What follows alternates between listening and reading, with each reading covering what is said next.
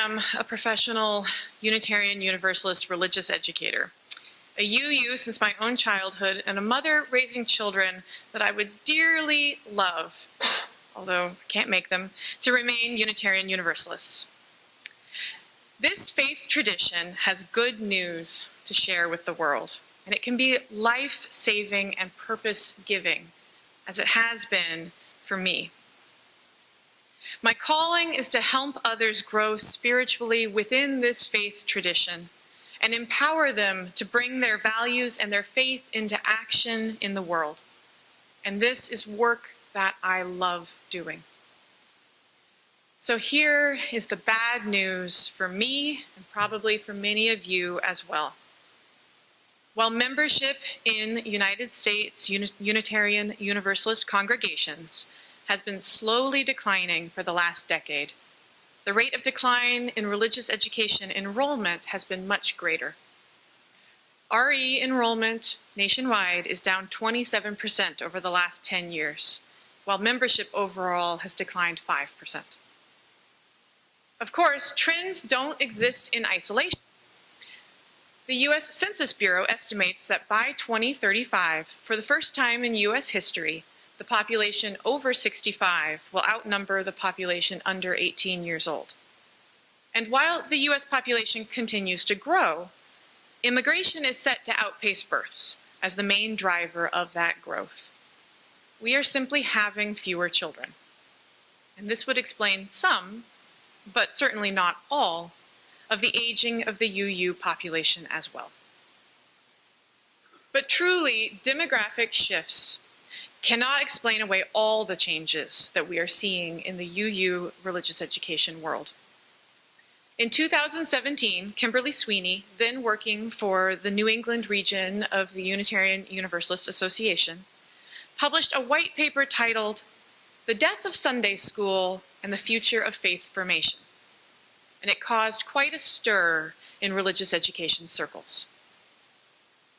In this paper, Sweeney identified the linked problems of lower religious education attendance, volunteerism, and the low retention rate of UU children and youth going on to become UU young adults. The thesis of her paper is that, quote, "The graded Sunday school model of religious education is no longer vital or viable for the majority of our congregations. We need a paradigm shift toward family ministry and whole congregation worship." While Sweeney describes small New England fellowships and congregations, religious educators from all over the United States and Canada responded with their own stories and statistics that mostly confirmed Sweeney's observations. Of course, there were also examples where congregations still had success with the graded models of RE, where their religious education programs were thriving. And of course, there was pushback too. Much of it because the title, "Death of Sunday School," seemed extreme or alarmist to many. And to parse that apart, I think it's important for us to make a distinction between form and function, or between our goals and the methods and habits that we repeat in the belief that they are taking us to our goals. The death of Sunday school would not mean the end of Unitarian Universalism, or even of Unitarian Universalist religious education, and certainly not of Unitarian Universalist faith formation or individual spiritual development. Here, I think it would be helpful to take a historical view. Sunday schools have not always existed. They were started in the 18th century as a response to the Industrial Revolution, which was resulting in many children having to work all week. Sunday schools were really schools, aiming to prevent a wave of illiteracy and give children who worked an opportunity to still have some basic education. Religious instruction was certainly part of the program, but the model was based on educational norms of the time, such as rote memorization. Children learned to read by reading the Bible. Children learned to write by copying it out. Early Unitarian and Universalist religious education was no different. Although influential, early Unitarian minister William Ellery Channing issued a moving vision of what religious instruction could be, an excerpt of which is included in the Gray Hymnal as reading number 652. Channing said, quote, "The great end in religious instruction is not to stamp our minds on the young, but to stir up their own. Not to make them see with our eyes, but to look inquiringly and steadily with their own. Not to give them a definite amount of knowledge, but to inspire a fervent love of truth." End quote. Channing critiqued the memorization methods that were being used. And as Richard Gilbert wrote in Growing Up Absorbed, Religious Education Among the Unitarian Universalists, quote, "Channing developed his educational philosophy out of a theology that there is much to admire in an often beleaguered human nature. The child was not born in sin, requiring some sudden and dramatic conversion, but was a growing creature who would, through self-culture, grow into a fully religious human being. The formation of character, a lifelong endeavor, was the mission of the Unitarian Sunday School."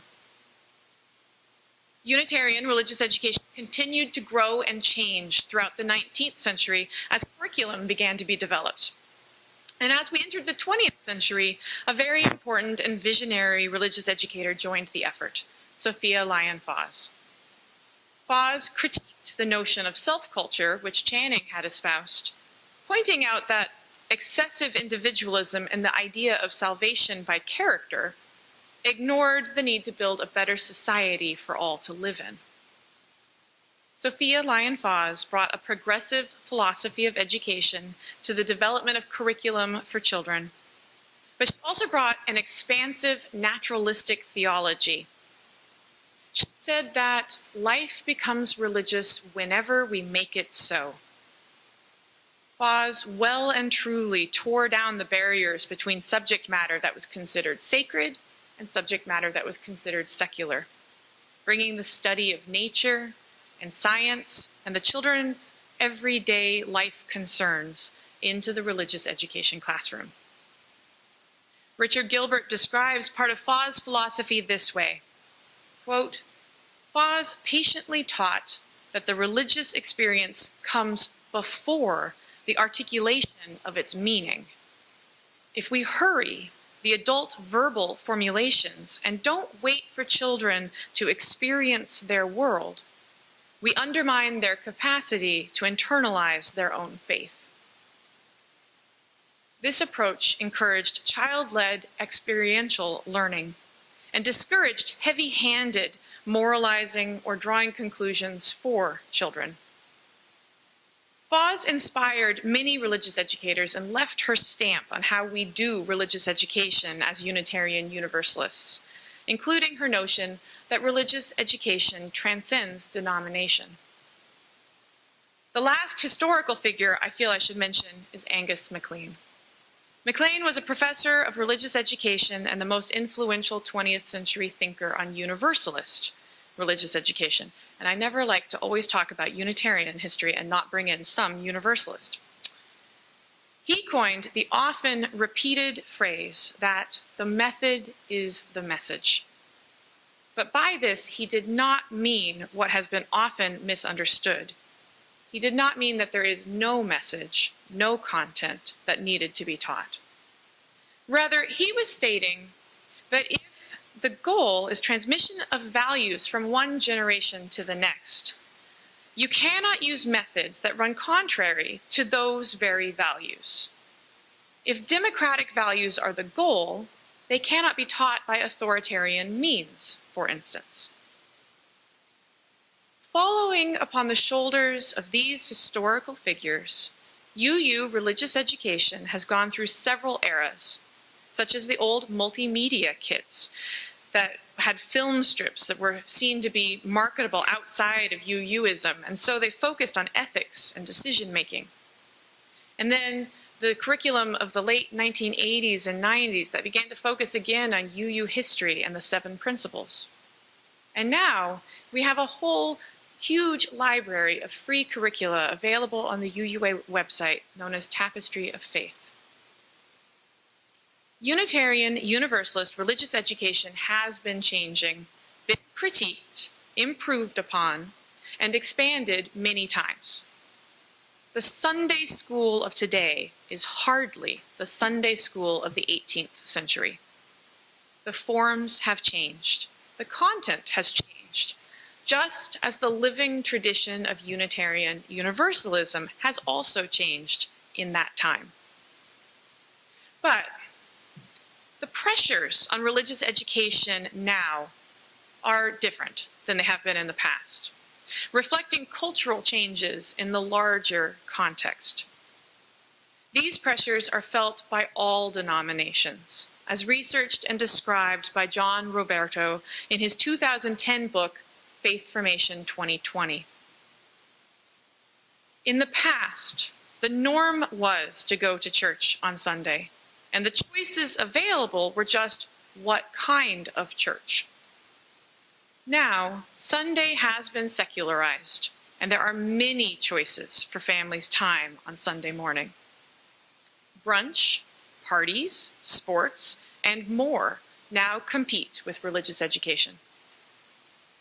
In a time when many families experience a scarcity of time, with parents working longer hours and usually both parents working and with highly scheduled children, church can feel like just one more time burden. Additionally, it is just becoming harder to pull off the graded classroom model with its heavy reliance on large numbers of skilled and dedicated volunteer teachers. Lifestyle and demographic shifts as the baby boomers retire and Generation X moves into leadership and parenting roles have effectively cut the volunteer pool in half. Many congregations have found themselves increasingly frustrated about a lack of volunteerism, and I've heard things like, "What's wrong with parents today?" But there's nothing wrong with parents today. They are not inherently lazier or anything. There are simply fewer of them, and they have less time to give. There is also a turn in the demographics of today's parents that more and more of them are nuns, N-O-N-E-S, and have actually grown up completely unchurched themselves.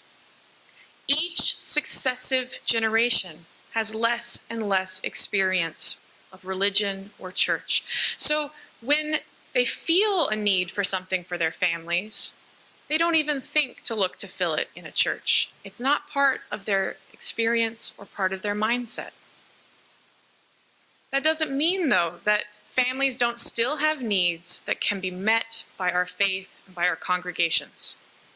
Here we have a multi-generational community when increasingly families are living far away from their extended family networks.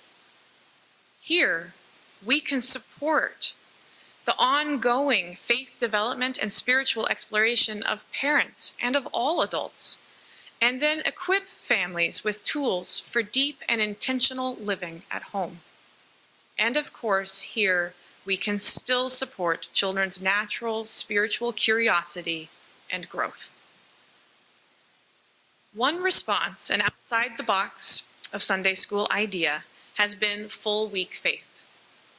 Full week faith, proposed by Karen Bellavance Grace, recognizes that even if a family attended every Sunday, that would only be 52 hours a year. Full week faith points out that with the secularization of Sunday, perhaps it's time for the sacralization of every day. Another response has been the rise of family ministry as a focus for congregations across denominations. However, just what everyone means when they say family ministry is still unclear.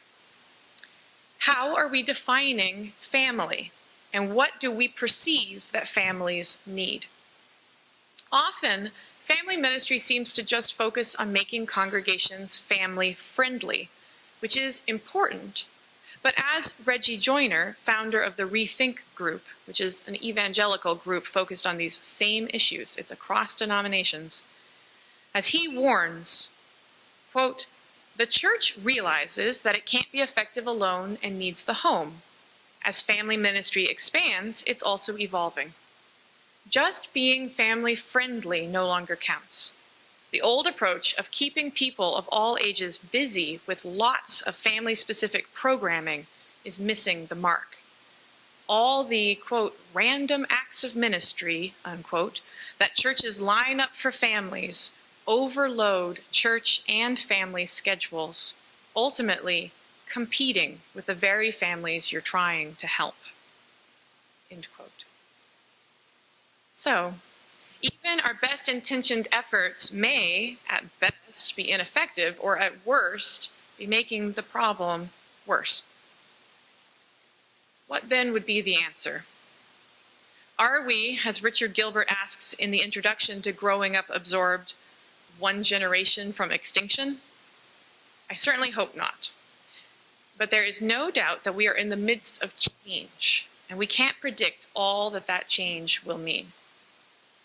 Some of these changes will mean that we need to re-examine the way that we worship together and the importance that we place on whole congregation worship, rather than seeing worship as something the adults do while the children and youth are somewhere else. If we expect and/or hope that our youth will join us in worship after they bridge into young adulthood, we must bridge the gaps between the way that our youth worship, and they do worship, and the way that we worship every Sunday morning. And if we want more families in our worship services, we will need to take culture change seriously. We will need to examine our culture of welcome, our tolerance level for noise and wiggles, and our general UU style of heavy emphasis on intellectualism and spoken word over the other ways of experiencing worship that are more embodied, emotional, or contemplative. Worship for children doesn't always mean noisy worship. It just means different worship. Another change will be in who we think religious education is for. With more and more of the adults who arrive into a congregation coming with no background whatsoever in any kind of church, they have a need and often a hunger for support in their own faith formation or religious education. A shift is happening from thinking that RE is for the kids to a view that it is a lifelong journey and therefore a lifespan ministry. Yet another change is reflected in the change of popular terms to describe these educational programs. Religious education has been thought by many to be education about religion, learning about it, but not practicing it. While I don't believe that that was ever true, other phrases, such as faith formation or spiritual development, do point to a very important distinction. We learn by doing, and only through practicing as a faithful people do we form our faith. And only by engaging with spiritual practices do we develop our spirit. We need far less learning about religion or debating about religion, and far more practice of it. Family ministry will be part of the change as well, as we recognize that the way that we all live the rest of our lives outside of these congregational walls is part of our practice of Unitarian Universalism. Home and family life, and I think also our work and community lives, can be infused and enriched by tools for faithful living which congregations can provide through family ministry. Whether those tools arrive through social media, through paper take-home pages, through small group ministry or support groups, or the many other creative approaches that are being tried throughout our movement. This is a time of change, and that can feel scary. The bad news of decreased participation in religious education programs has been disheartening for many, including me. I have worried, I'll admit it, and I hear many others throughout my work with other religious educators who also worry. But this isn't the first time that there has been change, as our historical view reminds us. And while the forms may change, the goals do not, which is described by Richard Gilbert as this, quote, "There are many goals we cherish as religious educators: spiritual growth, theological literacy, healthy sexuality, ethical responsibility, institutional stewardship, among others we might name. But all these goals will pale if we do not commit ourselves to grow people of prophetic fire, who will be part of that creative minority whose task is no less than to help repair a broken world. After all, life is our only chance to grow a soul, to love and be loved, and to help repair the world." May we, Unitarian Universalists, be a people of prophetic fire, a people who see the needs of this world and are willing to do the work of meeting those needs. Let us pass this gift from generation to generation, and from longtime member to new arrival, from the old ways to the new ways, and may it ever grow and change as a living tradition must. May it be so. And now please join, as you're willing and able, in our closing hymn, number 354, "We Laugh, We Cry."